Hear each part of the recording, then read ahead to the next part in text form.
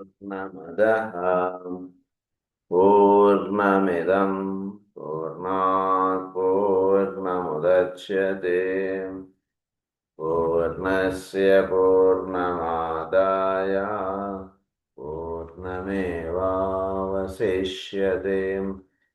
ॐ शान्ति शान्ति शान्तिः। असतो मा सद्गमय तमसो मा ज्योतिर्गमय मृत्योर्मा अमृतङ्गमय। ॐ शान्ति शान्ति शान्तिः।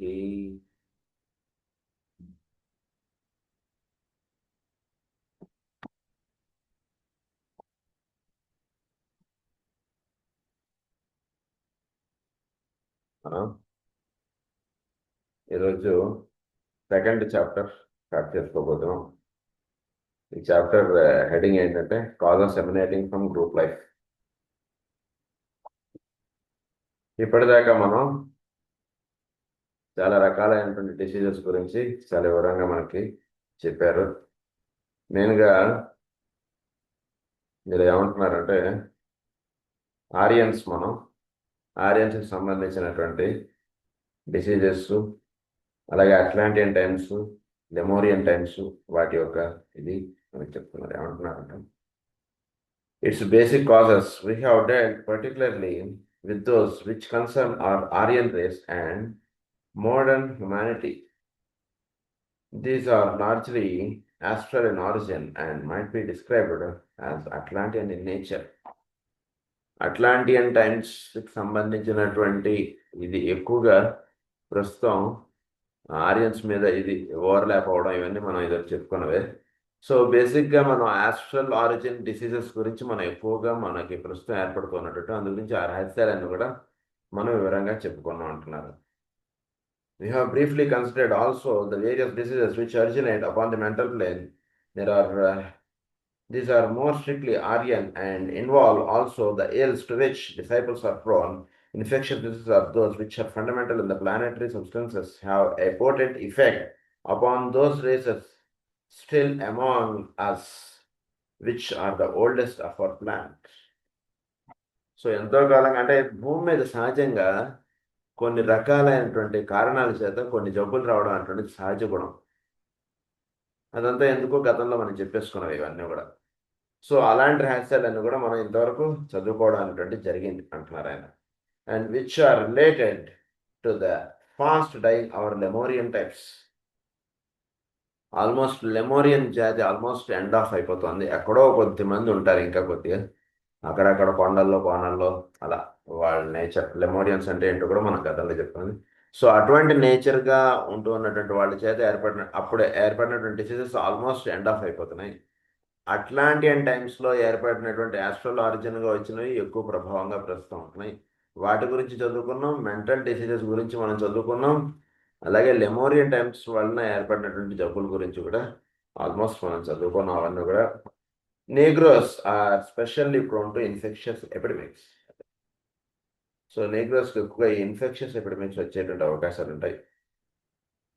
I have not attempted in this treatise to deal pathologically with any of the diseases touched upon, nor have I paid attention to the pathology of the patient.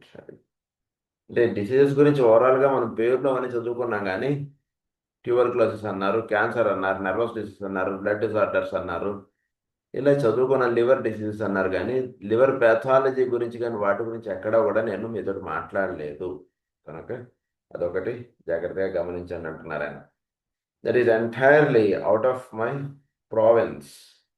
I have however attempted to indicate the origin of some of the diseases, to call attention in the Paramount importance of the glandular system, and to relate as far as is just and wise some of the Oriental theories and the centers and Western wisdom.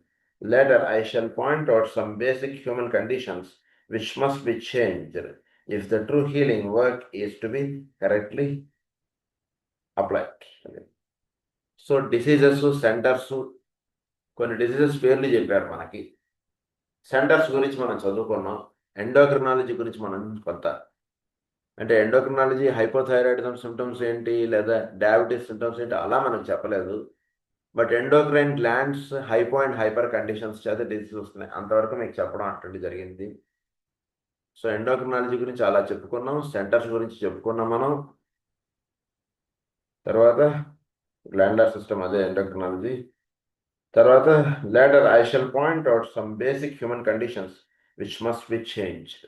కొంత మానవ జాతి ఏ విధమైనటువంటి జీవన విధానంలోకి వస్తే గనక వాళ్ళకి రోగాలు అనేటువంటి లేకుండా చక్కటి ఆరోగ్యాన్ని వాళ్ళు అనుభవించగలుగుతారు అనేటువంటి విషయాలు మనం చెప్పుకున్నాం.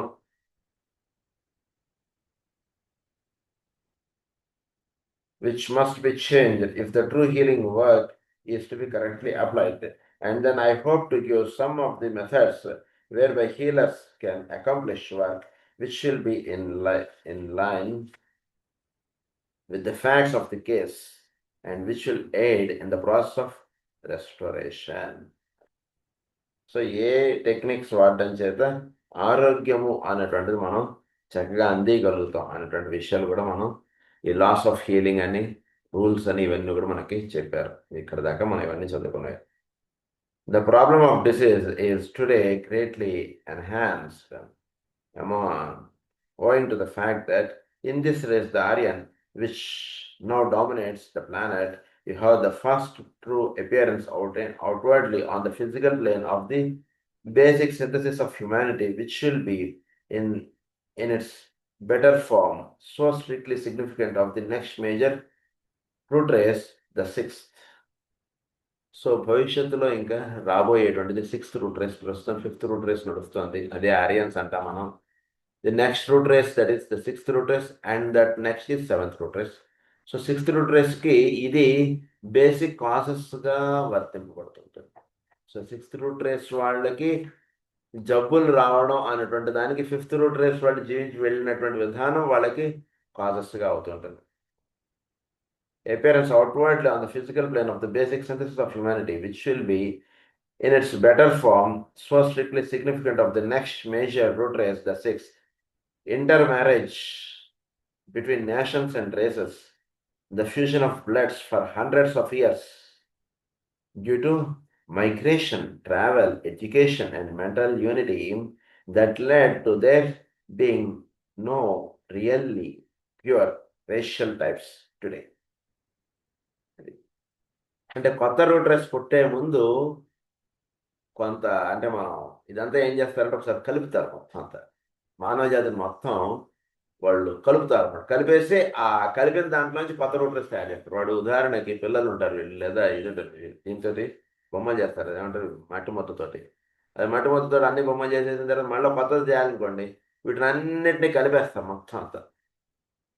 కలిపేసేసి అప్పుడు దాంతో కొత్త ముద్ద అనేటువంటి కొత్త విగ్రహాలు కానీ కొత్త రూపాలు కానీ ఇవన్నీ తయారు చేస్తారు. అది ఎట్లాగో కొత్త రూట్ రేస్ రావడానికి ముందు ఏం జరుగుతుంది అంటే ఒక దేశం నుంచి ఇంకో దేశానికి వెళ్ళిపోవడం, ఈ దేశం వాడు ఆ దేశంలో వెళ్ళి ఉండడం, ఆ దేశం వాడు ఈ దేశంలో వచ్చి ఉండడం, ఈ దేశం వాళ్ళు ఆ దేశంలో వెళ్ళి వాళ్ళని వివాహం చేసుకోవడం, వాళ్ళు వీళ్ళు కలిసి జీవించుతూ ఉండడం, ఇదంతా కూడా మన ప్రమేయం లేకుండా జరిగేటువంటి కార్యక్రమం. బాగా గుర్తుపెట్టుకోవాలి. భూమి మీద ఏర్పడుతున్నటువంటి చేంజెస్కి మానవ జాతి లోనవుతోంది. అది ఒక కొత్త రూట్ రేస్ రావడానికి ఒక కార్యక్రమం మొదలైంది. అందుగురించి ఇక్కడ ఉన్నటువంటి వాళ్ళు ఆ దేశానికి వెళ్ళి అక్కడ ఉంటుంటారు, ఆ దేశం వాళ్ళు ఇక్కడేం లేదు మా దగ్గర అంత భారతదేశంలో ఉందని వాళ్ళు వచ్చి ఇక్కడ ధ్యాన తపస్సులు అవన్నీ చేసుకోవడానికి వాళ్ళు వస్తూ ఉంటారు. ఇదంతా స్లోగా ఏమవుతుంది, ఎంత మొత్తం జాతి అంతా కూడా ఇదవుతుందని చెప్పి ఆయన చెప్తున్నారు ఇక్కడ రాశారు. సో ఎడ్యుకేషన్ పేరున వెళతారు, తర్వాత ట్రావెల్ చేద్దాం అంటే దాన్ని వెళ్తారు, మైగ్రేట్ అవుతుంటారు, and mental unity has led to there being no really pure racial types today. This is far more certainly the case that the most enlightened think. If the long history of mankind is considered, sexual intercourse knows no impenetrable barriers, and people today have in them all the strains and the blood of all the races, and this, as a result of the World War 1914 to 1945, will be increasingly the case. So world war అయింది కదా 1945, అది అసలు అక్కడ పునాది పడింది. అక్కడి నుంచి మానవ జాతి ఏమవుతుంది అంటే ఒక చోట ఉన్నటువంటి వాళ్ళు ఇంకో చోటుకు వచ్చేసి ఇక్కడ స్థిరపడిపోతున్నారు. ఆ దేశం వాళ్ళు వచ్చి ఈ దేశంలో స్థిరపడిపోవడం, ఈ దేశం వాళ్ళు ఆ దేశంలో స్థిరపడిపోవడం. సో ప్రస్తుతం రూట్ రేస్ యొక్క విధానం మనం ఏంటి వీళ్ళ యొక్క లక్షణాలను చదువుదామంటే ప్రస్తుతం అంత కలుషితంగా ఉంది. అందురించి కరెక్ట్గా 5th రూట్ రేస్ వాళ్ళని మనం కరెక్ట్గా ఫిగర్ అవుట్ అవ్వాలి. అప్పుడు 6th రూట్ రేస్కి కావాల్సినటువంటి ఏర్పాటు స్టార్ట్ అయిపోయింది భూమి మీద. అది ఈయన 1940s చెప్పారు. ఈయన ఇప్పుడు 2040 వచ్చేస్తుంది, ఇంకా అంటే 100 years అయిపోతుంది. కాబట్టి ఇంకా 6th రూట్ రేస్కి కావాల్సినటువంటి ఏర్పాట్లు భూమి మీద ఇంకా వేగంగా జరిగిపోతున్నాయి. ఇది ఒకటి విషయం బాగా గమనించండి అంటున్నారు. This development is definitely a part of the divine plan, no matter how undesirable it may appear to those who idealize the purity of relationship, or how earthless in application is at the present moment. మన ఇష్టం కాదండి అంటున్నారు. ఇదంతా ఇలా వివాహాలు ఏంటంటే ఏ కులం వాడు ఆ కులం వాడిని చేస్తే నీ ఇష్టం కాదురా నాయన, తెలుసుకోవాలి. ఉదాహరణకి ఈ కులంలో పుట్టినవాడు వేరే కులం వాడిని వెళ్ళి పెళ్లి చేస్తున్నాడు, వీడు వస్తాడు నిద్రపోలేడు, వీడు ఇలాంటివి చాలా గందరగోళంగా అయిపోతుంది. కానీ అది వాడి చేతిలో లేదు. ఆ విషయం మనం కూడా బాగా తెలుసుకోవాలి. మామూలుగా ఏంటి, ఆ వివాహం చేసుకున్నటువంటి వాడు ఏమిటి, వాడు మరీ అలా చేసేసుకోవడం ఏంటి, మన కులం వాడిని కాకుండా ఏదో కింద జాతి వాడిని వెళ్ళి వాడు అలా పెళ్లి చేసేసుకోవడం ఏంటి. ఈ దేశం వాడు ఆ దేశంలో చదువుకోవడానికి వెళ్తే మాత్రం వీళ్ళు అక్కడ పెళ్లి చేసేసుకుని అక్కడ ఉండిపోవాలి. మరీ దరిద్రం అండి వీళ్ళు. లేదో మనం మాట్లాడేస్తుంటాం. నిజానికి కరెక్ట్గా తెలుసుకోవాల్సినటువంటి విషయం ఏంటంటే వాళ్ళ మైండ్లో కూడా, అంటే వాళ్ళ చేతుల్లో కూడా ఆ విషయం లేదండి అంటున్న విషయం మనం బాగా తెలుసుకోవాలి. సృష్టిలో ఒక కార్యక్రమం అటువంటిది నిర్ణయం పడుతుంది, దానికి మానవుడు ప్రతిస్పందిస్తున్నాడు అంతే, అంతకు మించి వాడి చేతుల్లో కూడా ఏం లేదు అంటున్న విషయం బాగా తెలుసుకోవాలి. లేకపోతే వీడుకున్నవాడు అక్కడ ఎందుకు వెళ్ళాడు, అక్కడ ఉన్నటువంటి వాడు అక్కడ వాళ్ళ మీద ఎందుకు వాడికి ప్రేమ పుట్టింది, ఎందుకు ఇది చేశాడంటే వాడి దగ్గర కూడా కరెక్ట్ రీజన్ లేదు. బాగా తెలుసుకోండి. సృష్టిలో ఒక కార్యక్రమం నిర్ణయం పడుతుంది, దాంట్లో ఇది భాగం అంతే. అంతవరకు స్వీకరించండి. చేతనేది ఇది అర్థం చేసుకోగలిగితే చేతనేది వాళ్ళ మీద ఒక అక్షంతలేండి అంతే. అయితే వాడిని తిట్టి వీడిని తిట్టి వల్ల మనకి ఏమీ ప్రయోజనం లేదు అంతే. అది బాగా గుర్తుపెట్టుకోండి.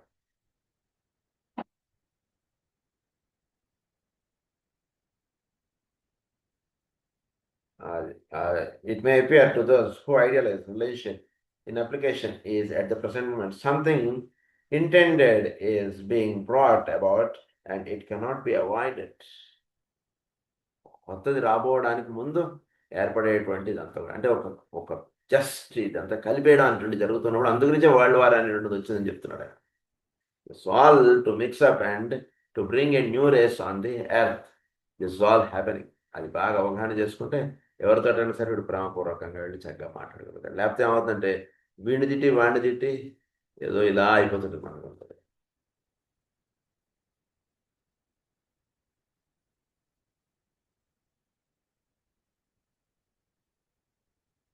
Something avoided. The urge to mate becomes particularly strong when men are removed from their familiar settings and experience the novelty of complete loneliness. When the normal inhibitions and customs imposed by family relationships and national standards are removed, when danger of death is constantly faced and the larger value submerges the lesser values and the usual conventional attitudes. So వీడిని ఏం చేయాలి, వీడిది అంటే ఇప్పుడు పొద్దున అవుతుంది అంటే ఎవరిని కూడా తప్పుగా అనడం అని కాదు. వీడు ఉదాహరణకు వీడు భారతదేశంలో పుట్టాడు. పొద్దున్న 4 గంటలకల్లా లేచి ఏదో నదిలో స్నానం చేసేదో జపతపాదులు చేసి ఈ రకంగా ఒక మడి ఆచారంగా చూపిస్తున్నటువంటి వాడికి వాడితో ఉద్యోగంలో చేరాడు ఏదో కారణం చేతో, లేదా వాడి పిల్లవాడో వాడో లేదా చదువు రీత్యా వాడు ఇక్కడి నుంచి అక్కడికి వెళ్ళవలసి వస్తుంది. అక్కడికి వెళ్ళి చదువుకోవాలి, ఇక్కడ చదువుకోకూడదా, అలా కాదమ్మా వాడికి సీట్ వచ్చింది అందు నుంచి పంపిస్తున్నాను, లేకపోతే నేను మాత్రం పంపించగలను, ఏదో చెప్పుకుంటాడు సంథింగ్. ఇలాంటిదంతా జరుగుతుంది. అంటే ఏంటంటే వీడిని ఆ కండిషన్స్లో నుంచి వీడిని అక్కడి నుంచి తీయందే వీడికి కొత్త ఇది వాడిలోకి దూరదు. అంటే కొత్త రూల్స్ లేదా కొత్త విధానం వాడికి అందదన్నమాట. అందుగురించి ఏం చేస్తారంటే సృష్టిలో ఈ తల్లిదండ్రుల మధ్యలో పిల్లలు పెరగడం అంటే దాని నుంచి వాడిని సపరేట్ చేస్తున్నారు. ప్రస్తుతం సృష్టిలో జరుగుతున్నటువంటి కార్యక్రమం ఏంటంటే పిల్లవాడు తల్లిదండ్రులు ఏ భావముగా అయితే జీవించాలని తలుస్తారో అదే భావంగా పిల్లవాడు జీవించాలనేటువంటి భావం వాళ్ళు ఉండిపోతుంది. అందుగురించి వాడు కొంచెం కూడా వాడు చేంజ్ అవ్వకూడదు అన్నట్టుగా వీళ్ళు పెంచుతామని చూస్తారు. వాడు పెద్దవాడైనా అలానే ఉండాలని వీళ్ళు భావిస్తారు కదా. అందుగురించి సృష్టిలో ఏం చేస్తున్నాడంటే భగవంతుడు పిల్లల్ని తల్లిదండ్రుల నుంచి దూరం చేస్తున్నాడు. దూరం చేసేటికి ఏమవుతుంది, వాడు ఈ కస్టమ్స్, ఈ అలవాట్లు, ఈ ఆచారాలు వీటి నుంచి వాడు సపరేట్ అవుతాడు. వాడు ఒక మడి ఆచారంలో ఉన్నవాడైనా ఎలా ఉన్నవాడైనా something will be separated from that family. వాడు అప్పుడు ఫ్రీగా సృష్టిలో వాడు ఒక జీవిగా వాడు ఒక ఫ్రీ మ్యాన్గా వాడు ఎక్స్పోజ్ అవుతాడు. అప్పుడు వాడికి ఒక ఫ్రీ ఎక్స్ప్రెషన్ అటువంటిది ఇస్తుంది సృష్టి. అది ఇచ్చి వాడు భవిష్యత్తుకి వాడిని వాడుకోవడానికి ఇది ఒక ప్రిలిమినరీ స్టెప్ అన్నమాట. అది ఇక్కడ జరుగుతుంటుంది. అంటే ఇది నిజానికి మనం డైజెస్ట్ చేసుకోవాలంటే మనకి చాలా కష్టం అనిపిస్తుంది. ఎందుకంటే ఇంత కష్టపడి మనం పెంచిన పిల్లలు మనం ఇచ్చినటువంటి సాంప్రదాయంగా కాకుండా ఇంకా ఏదోగా జీవించితే అదేమిటండి అసలు. అసలు జీవితం ఆధ్యాత్మికం అంటే అంతా ఇదే కదండి. ఇలా మనం భావాలంటే దిస్ ఆల్, అంటే ఇంకొంచెం డెప్త్గా చెప్పుకొని దిస్ ఆల్ సిక్స్త్ రేలో ఉన్నటువంటి వాడు ఏంటంటే ప్యూర్ ఐడియలిస్టిక్. వాడు పొద్దున 6 గంటలకల్లా వాడు ఇది అంటే వాడు అలానే అన్నట్టుగా ఉంటుంది భావం. కానీ అది కాదు, 7th రే అన్నటువంటి దానికి సింథసిస్ అన్నటువంటి దానికి తీసుకెళ్ళాలనుకున్నప్పుడు ఈ చేంజెస్ అన్నటువంటివన్నీ కూడా జరుగుతుంది. అంటే వీడు ఉంటున్నటువంటి కండిషన్స్ దేనికి, ఇదంతా కూడా ఒక ఆధ్యాత్మికం, ఒక తన్మయత్వం, ఒక పతంజలి ఇచ్చినటువంటి ఒక సమాధి స్థితి, ఇలాంటి వాటిలో వెళ్ళడానికి వీడు చేసేటువంటి ధ్యాన తపాదులు, వాడి జీవన విధానం, భారతీయ జీవితం ఇదంతా కూడా ఇచ్చింది. సో బేసిక్గా achievement is that for that the people have chosen the path that the Bharatiya culture has given, I think. కానీ ఆ స్టేట్ ఆఫ్ ఎగ్జిస్టెన్స్కి వేరే మార్గాల ద్వారా కూడా వెళ్ళవచ్చు, ఇదే ఒక్కటే మార్గం కాదు అంటున్నది ఎరిగినటువంటి వాళ్ళు పరమ గురువులు, మహానుభావులు, పెద్దవాళ్ళు. అందురించి వీడిని ఏం చేస్తారంటే ఇక్కడి నుంచి ఇక్కడ ఇంత ఇదిగా జీవిస్తున్నటువంటి వాడికి ఇంత వేదం ఇవన్నీ నేర్పి ఇంత ఇది వచ్చింది, ఏదో బీటెక్ చదివాడు వీడు, చిన్నప్పుడు వేదం అన్నీ చదువుకున్నాడు. వీడు కొన్ని అమెరికా వెళ్ళాడు. అమెరికా వెళ్ళి అక్కడ అమ్మాయిని ఉన్న ప్రేమించేసి పెళ్లి చేసుకున్నాడు అనుకో. ఎంత ఘోరం చేశాడో అంటున్నదిగా మనం చూస్తాం. వాడిని అలా ఏంటంటే అసలు జీవితంలో చేయరాని తప్పు వాడు చేస్తాడంతగా మనం భావించేస్తాం. ఆ రహస్యాలు ఇక్కడ చెప్తున్నారు. మీరు చాలా భావించకండి. ఇట్ కెనాట్ బి అవాయిడెడ్ అంట. అది జరుగుతుంది సృష్టిలో, అంతే. నీ చేతుల్లో లేదు, ఇది బాగా తెలుసుకో అంటున్నాడు ఆయన.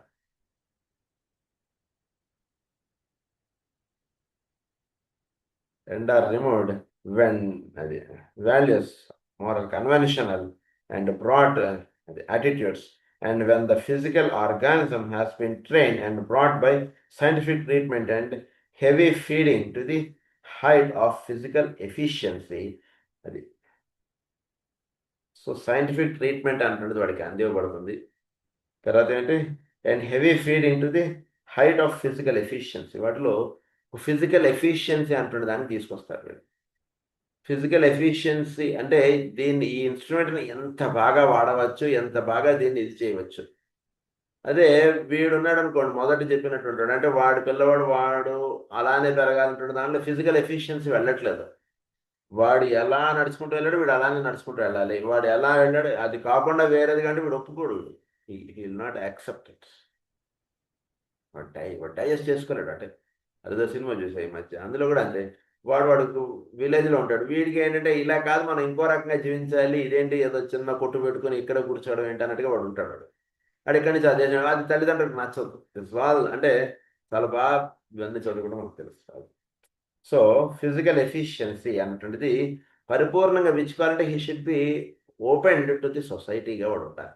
అంటే మనం తల్లిదండ్రులు ఇచ్చినటువంటి మైండ్ సెటప్ తోటే పిల్లవాడు జీవించాలి అనేటువంటిదిగా కాకుండా వాడికి కావాల్సినటువంటి ఇన్స్ట్రక్షన్స్ ఏబిసిడీలు వాడికి ఇచ్చేసేయండి, తర్వాత వాడిని ఫ్రీగా వదిలేసేయండి. ఇదిగా అందుగురించి మాస్టర్ కూడా మనకి ఏం చెప్తారంటే 15 ఏళ్ల వరకు వాడికి ఏం నేర్పించాలని నేర్పించేసి తర్వాత వాడిని వదిలేసేయి. వాడు ఏమవుతాడంటే ఇప్పుడు భవిష్యత్తులో మనం ఇచ్చినటువంటి ఇన్పుట్స్ తీసుకుని వాడు సృష్టిలో దీన్ని ఎలా మనం అప్లై చేయాలి, ఏంటి అన్నటువంటిది వాడు అందుకునేటువంటి రహస్యాలు వేరుగా ఉంటాయి. మనకు అందదు ఆ రహస్యాలు. వాటిలో గ్రోయింగ్ ఇది ఉంటుంది కాబట్టి చాలా చక్కగా చిగురించేటువంటి మైండ్ వాడిలో చాలా ఉంటుంది పిల్లల్లో. అందుకని మనం ఈ సాంప్రదాయం అనండి, ప్రేయర్ అనండి, పూజ అనండి, వేదం ఇవన్నీ వాడికి ఒక వయసు దాకా వాడు నేర్పించేసి అయిపోయింది. వాడు వదిలేసాడు. వాడు ఒక వయసు వచ్చిన తర్వాత వాడు సృష్టిలో ఉంటాడు, దాన్ని వాడు ట్యూన్ పోతాడు. దానికి ఎలా వాడాలి అనేటువంటి దానిలో వాడు సక్సెస్ అవుతాడు. మనం సక్సెస్ అవ్వాలి ఆ పాయింట్ ఆఫ్ వ్యూలో. అది ఇక్కడ రహస్యం. of physical efficiency. I am speaking in terms of physical effectiveness and not of mental efficiency. అది ఫిజికల్ ఎఫెక్టివ్నెస్గా ఆయన చెప్తున్నాను. అంటే ఫిజికల్గా వీడు దేనికైనా సరే వీడు ఇదిగా ఉండడం అంటున్నది ప్రధానంగా ఇక్కడ ఫిజికల్ ఎఫెక్టివ్గా వీడు జీవించగలగడం, which may or may not parallel the former. అది అంటే ఇంతకుముందు జీవిత విధానంకి ఇది భిన్నంగా ఉండవచ్చు, but he is physical efficient to lead a life in a remote village in India, and at the same time he can lead a life in so-called advanced countries also. అది వాడికి ఇవ్వడం.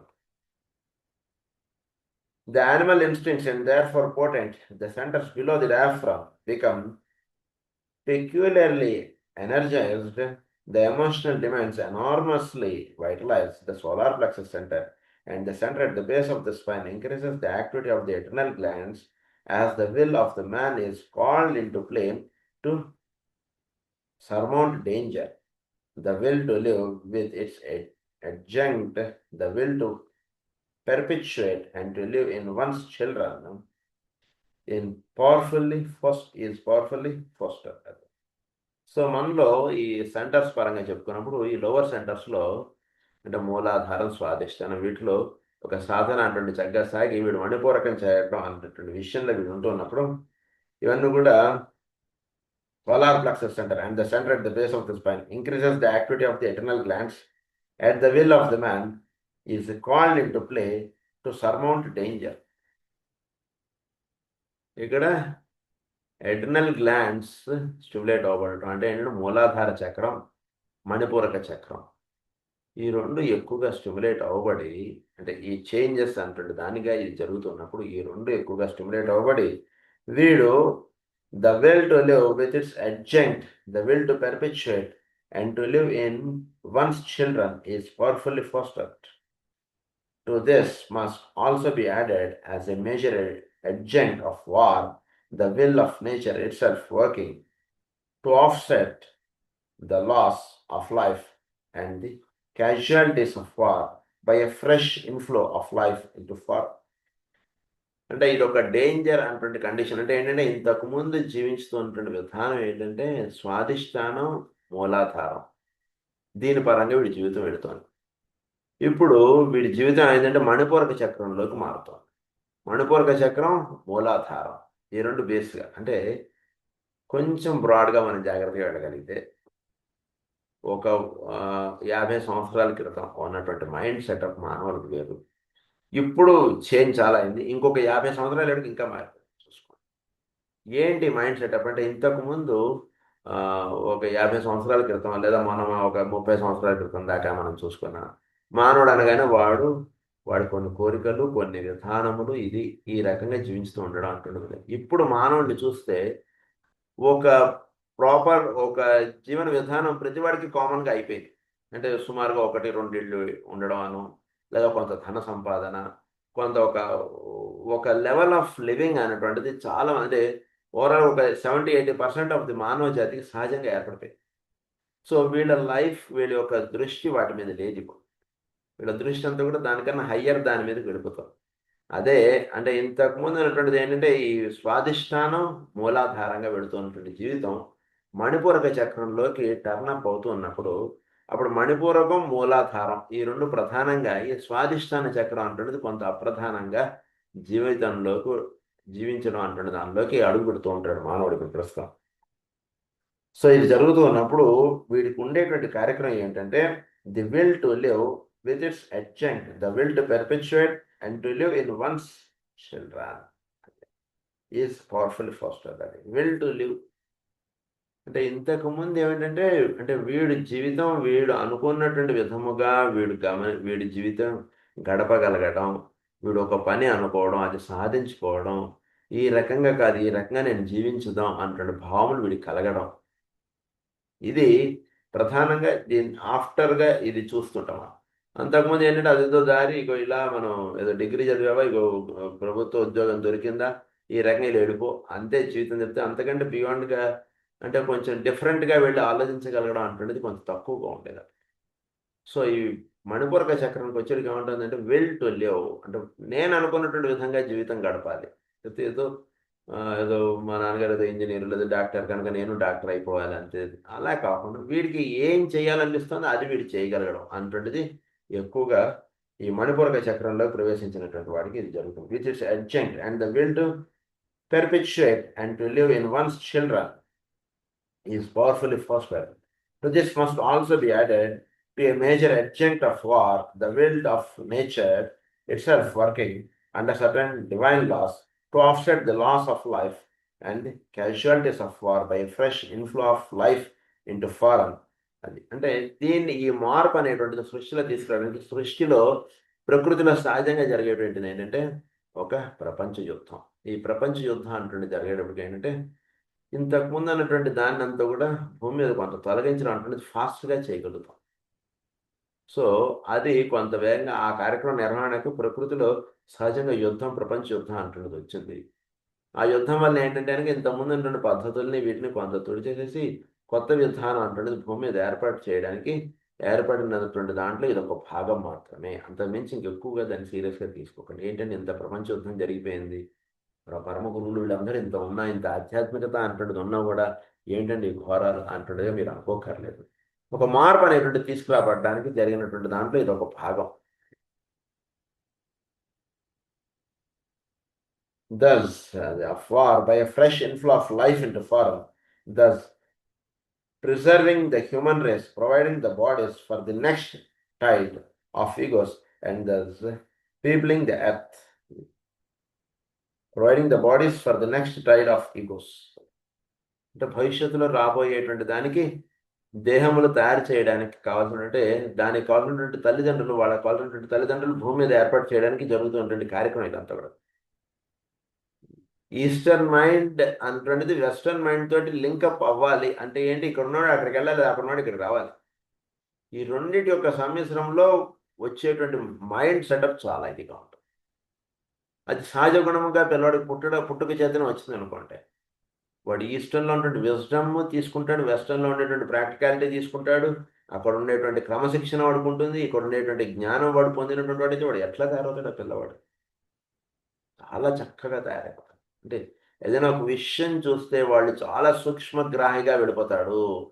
ఏదైనా ఒక విషయం చూస్తే దాని డెప్త్స్లో కూడా వెళ్ళి చూడగలుగుతాడు. మనం ఏదైతే సబ్జెక్టు అని ఈథరిక్ వరల్డ్ అని ఇవన్నీ మనం ఏదైతే చెప్పుకుంటున్నాం అది వాడికి పాఠాలని చెప్పుకుంటాను. వాడు ఇలా చూస్తే వాడు ఈథరిక్ వరల్డ్ అంటున్న దానికి సెంటర్స్ అన్నారు, ఎనర్జీస్ అన్నారు, ఇవన్నీ వాడు చూడగానే అల్లా వాడు అల్లుకుంటూ వెళ్ళిపోగలడు ఆ పిల్లవాడు.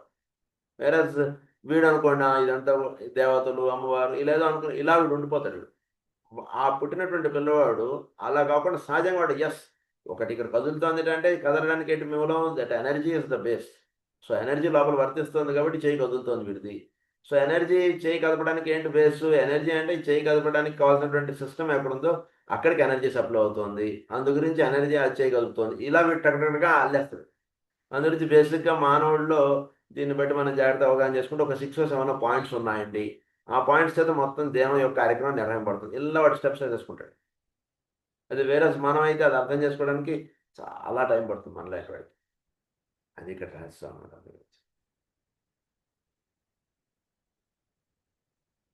As a measure, the inflow into foreign, thus perpetuating the human race, providing the bodies for the next tide of egos, and thus peopling the earth. In saying this, I seek only to explain the phenomena which can be noted at all times when war is present, and which is the world war can be noted not on a large scale. The armies of the world are everywhere and are spread over every country. Racial transmigration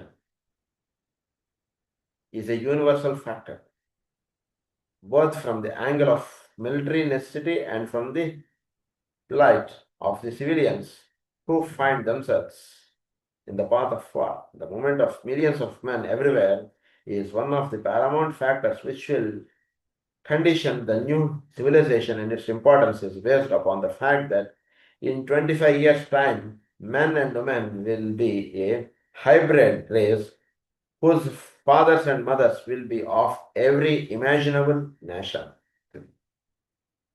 ఒక రాబోయేటువంటి కొంతకాలంలో తల్లిదండ్రులు ఈ దేశం వాళ్ళు ఆ దేశం వాళ్ళతోటి జీవించేయడం అటువంటి జరుగుతుంది. సో అటువంటి రూట్ రేస్ ఒకటి మానవ జాతి ఏర్పడుతుంది భూమి మీద రాబోతోంది అంటుంది అని చెప్పేశారు అప్పుడే. 25 yearsలో జరుగుతుందని చెప్పారు అప్పుడే. సో దాన్ని ఇప్పుడు మనం బాగా చూడగలుగుతున్నాం ఆ రహస్యాలను కూడా.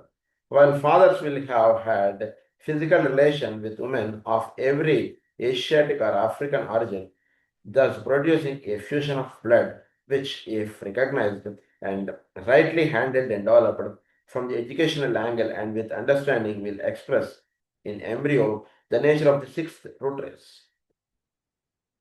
సో ఎంబ్రియోలోనే ఒక సిక్స్త్ రూట్ రేస్ అంటున్నది అక్కడ స్టార్ట్ అవుతుంది. హైబ్రిడ్ నేచర్ వచ్చేస్తుంది. అదే విధంగా చెప్పుకున్నాం. ఈ మైండ్ ఆ అప్లికబిలిటీ రెండు మ్యాచ్ అయింది అనుకోండి. కొన్ని దేశాల యొక్క అప్లికబిలిటీ అంటే జపాన్ వాడు కానీ, మీరు టోక్యో వాడు కానీ, వీళ్ళ యొక్క అప్లికబిలిటీ లేదా ఈ అప్లికబిలిటీ ప్లస్ ఇండియన్ మైండ్ దానికి ఇదైంది అనుకోండి. అంటే ఈ జ్ఞానమునకు సంబంధించిన వేదమునకు సంబంధించినటువంటి జ్ఞానం సహజంగా భారత జాతిలో ఉంటుంది.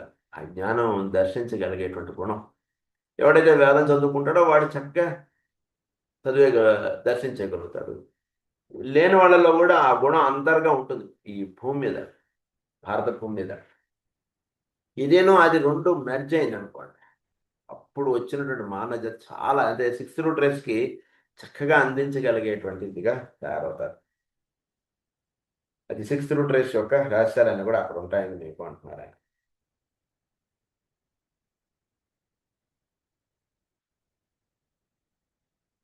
This movement of millions of men everywhere is based upon the fact in 25 years, which from the educational angle, embryo, the nature of the sixth root race, and which will be, in fact, humanity without any racial or national barriers, with no so-called pure blood and exclusive caste, and with a new and wild sense of life, because of the infusion of stronger strokes with the weaker or worn out types, and of the newer racial strains with the older and more developed. I hold no brief for the manner in which this is being brought about. It could have happened without war and through a conviction that all men are equal and human, and that the mixture of races which solve many problems. Mixture of races తోటి ఎన్నో problems కాలేదు. Mixture అవ్వకపోవడం చేస్తే కదా ఈ దేశం వాడు ఆ దేశం వాడు ఇదంతా కొట్టుకోవడం. ఎప్పుడైతే మిక్స్చర్ అంటుండే తయారైపోయింది అనుకోండి, వీడు వాడిని ఎలా డివైడ్ చేస్తాడు? డివైడ్ చేయలేడు ఇంకా. అది వచ్చేస్తున్నాడు భూమి మీద. అంటే ఇదంతా కూడా మనకి మాస్టర్ గారు స్పిరిచువల్ ఆస్ట్రాలజీలో యాక్వేరియస్లో రాశారు మాస్టర్ గారు. దాని గురించి కొంతవరకు మనకి పూర్ణ ధ్యానంలో నాన్నగారు కూడా మెన్షన్ చేశారు. భారత జాతి ఎన్ని జాతులు మొత్తం కలిసిపోయి ఒక్కొక్క జాతి భూమి మీద ఏర్పడిపోతుంది అన్నటువంటి రహస్యాలు అక్కడ మనకి మెన్షన్ చేశారు కుంభం రాసి దాంట్లో. సో వాళ్ళు అక్కడ చెప్పినటువంటి విషయం కూడా అంతే. ఈ దేశం వాడు ఆ దేశంకి వెళ్ళిపోతారు, ఆ దేశం వాళ్ళు ఈ దేశంకి వచ్చేస్తారు. ఇదంతా కూడా మొత్తం మిక్స్చర్ అయిపోతుంది మొత్తం అంత మానవ జాతి. వీడు ఏ కులం వాడు అంటుండేది ఎలా చెప్తారు చెప్పలేరు. ప్రతి ఒక 5-6 ఇలా మారిపోయింది అనుకోండి, వీడు ఏ కులం వాడు ఏ మతం వాడు చెప్పలేము. వాడికి నచ్చిన జీవితంలో వాడు వెళ్ళిపోతారు అంతే. అమెరికా వెళ్ళిపోయారు, వెళ్ళినటువంటి వాళ్ళందరూ తిరిగి భారతదేశానికి వస్తున్నారు, రావట్లేదు కదా. అక్కడతో పిల్లలు పుట్టారు, అక్కడ పెరుగుతున్నారు. ఆ పిల్లలు అక్కడ ఉన్నటువంటి వాళ్ళని ఎవరినో వివాహం చేసుకుంటున్నారు. వీడు నాలుగు బీక్కున్న వీడు ఏం చేసినా ఏం చేయలేడు, వీడి చేతుల్లో లేదు. అది బాగా తెలుసుకోవాలి. వీడు వెళ్ళిపోవడం వీడి చేతుల్లో లేదు, అక్కడ పిల్లలు పుట్టడం వీడి చేతుల్లో లేదు, పుట్టినటువంటి వాడు అక్కడ వాళ్ళని వివాహం చేసుకోవడం ఏది వీడి చేతుల్లో లేదు. ఇదంతా కూడా భూమి మీద ఏర్పాటు అవుతున్నటువంటి కార్యక్రమం ఇదంతా కూడా. అక్కడ ఉన్నటువంటి వాడు అంటే వీడిగా Indian culture Indian nature mind వీడుకుంది, అక్కడ ఉన్నటువంటి వెస్ట్రన్ ఇది వచ్చింది. అప్పుడు వచ్చేటువంటి జాతి వాళ్ళకి లేదా వాళ్ళ తర్వాత వచ్చినటువంటి పుట్టినటువంటి పిల్లలకి వచ్చినటువంటి మైండ్ ఇస్ డిఫరెంట్. చాలా ఆశ్చర్యంగా ఉంటుంది వాడి యొక్క అప్లికబిలిటీ. అంటే మనం బ్యారియర్స్ అన్ని తీసేసి మనం మాట్లాడగలిగితే మనం చాలా బాగుంటుందని మనం అంటాం. బ్యారియర్స్ అన్ని మనకు మైండ్లో చాలా ఉంటాయి కాబట్టి ఇది అసలు మనం ఏదో పాఠం చెప్పేసుకుంటున్నాం కానీ మనసులో ఒప్పుకోగలమా అంటే మన పిల్లలు ఇలా చేస్తే అంటే ఏంటి సార్ మీరు ఏం మాట్లాడుతున్నారండి అంటాం మనం వెంటనే. లేదా ఎవడైనా అలాంటి విషయం మన ముందుకు తీసుకొచ్చి అంటాను, ఏంటో సార్ ఈరోజు చెప్పేటట్లు ఏమండి రోజులు ఎవడెవడి పెళ్లి చేసుకుంటున్నాడు, ఏంటంటే అంత దిగజారిపోయారా, అంత దిగజారిపోవాలంటే జనాలు అంటుండగా మనం మాట్లాడతాం. నిజానికి అలా కాదు. భూమి మీద జరుగుతున్నటువంటి కార్యక్రమాన్ని బాగా అవగాహన చేసుకోవాలి మనం.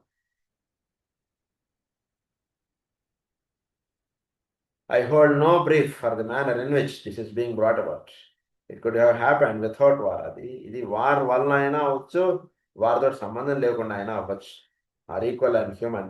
There are mixture of races would solve many problems. War, however, has hastened the process, and the soldiers of all the armies of the world are having physical relations with women and all races, all civilizations, and all colors. This must whether regarded as right or wrong according to the code of ethics and standards of the observer,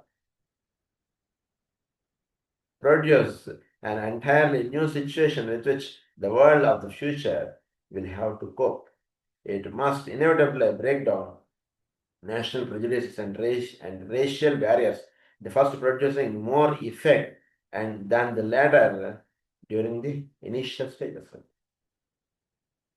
ఇదంతా కూడా అంటే barriers అంటాడు, దయచేసి పెట్టుకోకండి, బాగా అవగాహన చేసుకోండి. అంటే సాంప్రదాయాన్ని వదిలేసుకొని జీవించండి అని ఆయన చెప్పట్లేదు దయచేసి. సాంప్రదాయానికి ఇచ్చేటువంటి వాల్యూ ఎప్పుడూ సాంప్రదాయానికి ఉంది. సాంప్రదాయానికి లేకపోతే మాస్టర్ గారు అలా జీవించి ఉండమని మనం చెప్పేవారు కాదు కదా. రోజు పూజ చేసుకోండి, ప్రార్థన చేసుకోండి అని చెప్పేవారు కాదు కదా. దానికి ఉండేటువంటి వాల్యూ ఎప్పుడూ ఉంది, దానికి వాల్యూ. కానీ ఒక మనకి బాగా అవగాహన చేసుకోండి, మాస్టర్ రీకే గారి జీవితం మనం జాగ్రత్తగా అవగాహన చేసుకోగలిగితే చక్కగా ఆయన సాంప్రదాయానికి ఎంత విలువ ఇవ్వాలో అంత విలువ ఇచ్చారు మాస్టర్ గారు. అట్ ది సేమ్ టైం ఇప్పుడు ఉన్నటువంటి అప్లికబిలిటీ, ఈ మైండ్ సెటప్కి కావాల్సినటువంటి ఏర్పాటు మాస్టర్ గారు ఆయన జీవితంలో చూపించేశారు. ఇది ఉండాలి, అది ఉండాలి అటువంటిది చక్కగా ఆయన జీవితం చూపించారు. కనుక అటువంటి జీవన విధానం మనం జీవితంలో అలవాటు చేసుకోవాలి. It must ఇన్ఎవిటబుల్లీ break down the national prejudices and racial barriers, the first producing more effect than the later during the initial stages. ఈ నేషనల్ బ్యారియర్స్ అటువంటి పోయాయి అనుకోండి, యుద్ధాలు ఉండవు కదా. అప్పుడు ఈ దేశం వాడు ఆ దేశం వాడిని వివాహాలు చేసుకున్నారనుకోండి, అప్పుడు యుద్ధాలు తగ్గిపోతాయి కదా.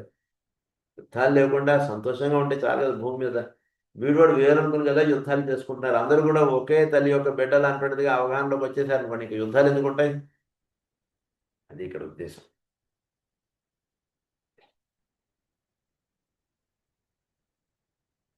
Initial stages. Inevitably, a more homogeneous humanity will appear during the changes of the next 100 years. Many attitudes and many customary reactions which today hold away will vanish, and types and qualities and characteristics for which we have as that no precedent will appear upon a large scale, whether the conservative and the so-called strictly moral people dislike this worldwide happening had no hearing on the case. It has happened and is happening daily and will materially bring about far-reaching changes. These interracial and mixed relationships have always happened upon a small and individual scale. They are now happening on a larger scale. For the results of this, due preparation must be made. As is well known to you, there are certain diseases which are numerically dominant in the world today. దీనివల్ల ఏంటంటే కొన్ని diseases అంటే ఈ మార్పు అనేటువంటి తీసుకురావడంలో కొన్ని diseases అనేటువంటి జరుగుతున్నాయి. ఇందులో ఏంటంటే number 1, heart disease of various kinds particularly effecting advanced humanity. ఈ పిల్లవాడు వెళ్ళి ఆ పిల్లవాడిని పెళ్లి చేసుకున్నాడు, అయిపోయింది. ఈ మతం వాడు వెళ్ళి ఆ మతం వాడిని పెళ్లి చేసుకున్నాడండి. హార్ట్ డిసీజెస్ టగటగా వచ్చేస్తుంటారు ఇంట్లో వాళ్ళు. Heart diseases, next insanities, cancer, so widely prevalent among every type of man today. The social diseases, syphilitic in nature. Number 5 is tuberculosis. ఈ 5 diseases వీటి వలన వస్తున్నాయి. ఇది బాగా అవగాహన చేసుకోవాలి. It is subtle and occult manner. In a subtle and occult manner, these diseases are due to 2 basic causes. One is the close interplay between people living under modern conditions and the massing of people. ఒకటి ఏంటంటే మనిషికి మధ్యలో gap లేకుండా జీవించేస్తుంది. వీడు గోడ పక్కనే ఇంకొకటి గోడ కట్టేసుకుంటూ ఉంటాడు, వాడి పక్కన ఇంకొకడు, పైన ఒకడు, కింద ఒకడు. అంటే ఒక తక్కువ ప్లేస్లో ఎక్కువ మంది మనం ఇదైపోతున్నాం. అదొకటి మేజర్ కాజ్ అని చెప్తున్నాడు. Conditions and the massing of people into cities and towns. The other is the age of the soil upon which man lives, a fact little recognized or considered. మనం ఉండేటువంటి భూమి చేత మనకి కొన్ని జబ్బులు అనేటువంటి వస్తాయి. ఈ విషయాలు చెప్తున్నప్పుడు కాస్మిక్ ఫైర్లో కూడా ఒక విషయం చెప్తున్నాం. సిటీస్లో ఉండడం వల్ల కొన్ని జబ్బులు సహజంగా వచ్చేస్తాయి. అదే పల్లెటూళ్ళలో మీరు స్టాటిస్టిక్స్ తీసుకుంటే సిటీలో ఉన్నటువంటి వాడికి వచ్చిన జబ్బులు అంత వేగంగా అంత పర్సంటేజ్ పల్లెటూళ్ళలో ఉన్నటువంటి వాడికి ఉండట్లేదు. నాకు చాలా ఆశ్చర్యం వేస్తుంది. వాడు 77 వాడు ఉంటాడు, 75 వాడు ఉంటాడు. ఏమయ్యా ఎప్పుడైనా టెస్టులు చేయించుకున్నావు అంటే ఏం లేదు సార్, ఏం చేయించుకోలేదండి, బాగానే ఉన్నానంటే నేను అంటాడు. అదే ఇక్కడ అనుకోండి సిటీలో 40 దాటిందంటే నువ్వు ఎవ్రీ ఇయర్ నువ్వు టెస్టులు చేయించుకోవాలి, మొత్తం మాస్టర్ చెకప్ చేయించుకోవాలంటాం మనం ఇక్కడ. అదే మీరు పల్లెటూళ్ళలో వెళ్ళి వాడికి మందులు ఇద్దామని కూర్చుంటే వాడు 70 ఇయర్స్ ఉన్నాయి, ఏ రోజు వాడు టెస్ట్లకు వెళ్ళలేదు, వాడి జీవితం హాయిగా వెళ్ళిపోతుంది వాడికి. అందరు పెళ్ళి చేసాడు, అంతా అయిపోయింది, ఏదో ఇప్పుడేదో కొంచెం దగ్గుగా ఉంది సార్, ఏదైనా మంది ఇస్తే తీసుకుని వెళ్దామని వచ్చానండి అంటాడు. నాకు చాలా ఆశ్చర్యం, ఏంట్రా అనిపిస్తుంది. ఓవరాల్గా పర్సంటేజెస్ మీరు తీసుకుంటే అది అది భూమి ఒకటి బాగా గుర్తుపెట్టుకోవాల్సినది. మనం ఉంటున్నటువంటి భూమి ఒక కారణం. నెంబర్ 2 ఇస్ తక్కువ ప్లేస్లో ఎక్కువ మంది ఉండడం. ఈ 2 కారణాలు అంటే అని చెప్పారు ఈ జబ్బులు, ఇప్పుడు చెప్పినటువంటి 5 జబ్బులు రావడానికి.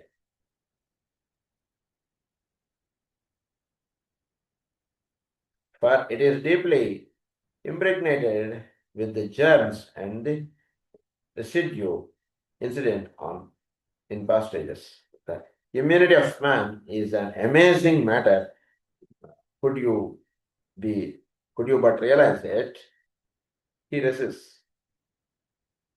and throws off constantly and continuously every kind of disease, those which are the result of constant contact with others, those which are prevalent in the very atmosphere at every time, those which are latent within his own bodily organs, and those which are inherited and to which he has a constant predisposition. వీటిలో ఒక predisposition condition అంటున్నది ఒకటి ఉంటుంది, ప్రివలెన్సీ అంటున్నది ఒకటి ఉంటుంది, తర్వాత బాడీలో ఇన్హెరెంట్గా ఆ టెండెన్సీస్ అంటుంటే డెవలప్ అయిపోతున్నాయి. ఇవన్నీ కూడా కారణాలని చెప్తున్నారు. ఏమిటి?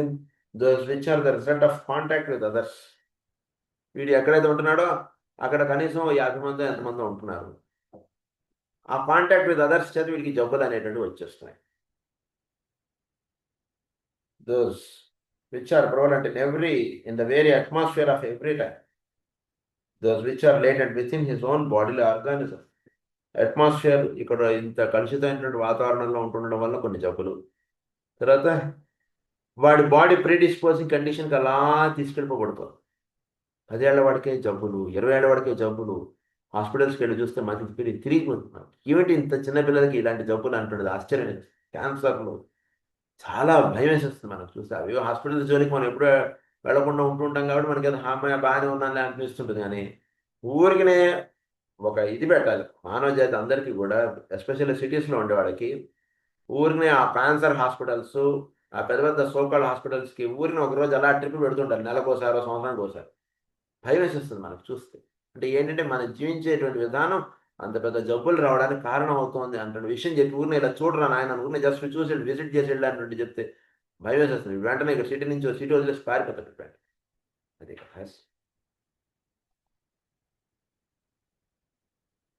man's fight for health is ceaseless and unending,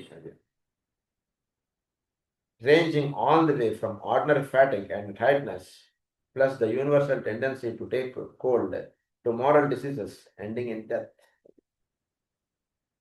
universal tendency to take cold, అదొకటి చెప్పారు ఇక్కడ. తర్వాత వీళ్ళు సహజంగా man's fight for health is ceaseless. అది ఎప్పుడు కూడా ఫైట్ ఫర్ హెల్త్ అంటే వాడి బాడీలో ఎప్పుడు జరుగుతూనే ఉంటుంది. ఇది జరగడంలో వీడు అనేక రకాలైనటువంటి దానికి వీడు లోన్ అవుతుంటాడు. సీజ్లెస్ అని అనండి, ranging all the way from ordinary fatigue and tightness. వీడికి ఫ్యాటిక్, టైట్నెస్ ఇవన్నీ కూడా వీడికి కారణం ఏంటంటే అంటే వాడిలో ఉన్నటువంటి ప్రాణశక్తి వాడిలో వచ్చినటువంటి రుగ్మతలతోనే పారద్రోలడానికి జరుగుతున్నటువంటి యుద్ధ కార్యక్రమము. ఇది మనం పరంగా చెప్పుకునేటువంటి సెంటెన్స్.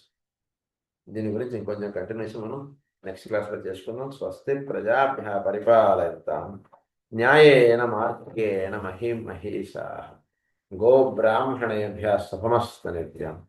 లోకాః సమస్తాః సుఖినో భవంతు. లోకాః సమస్తాః సుఖినో భవంతు. లోకాః సమస్తాః సుఖినో భవంతు. ఓం శాంతి.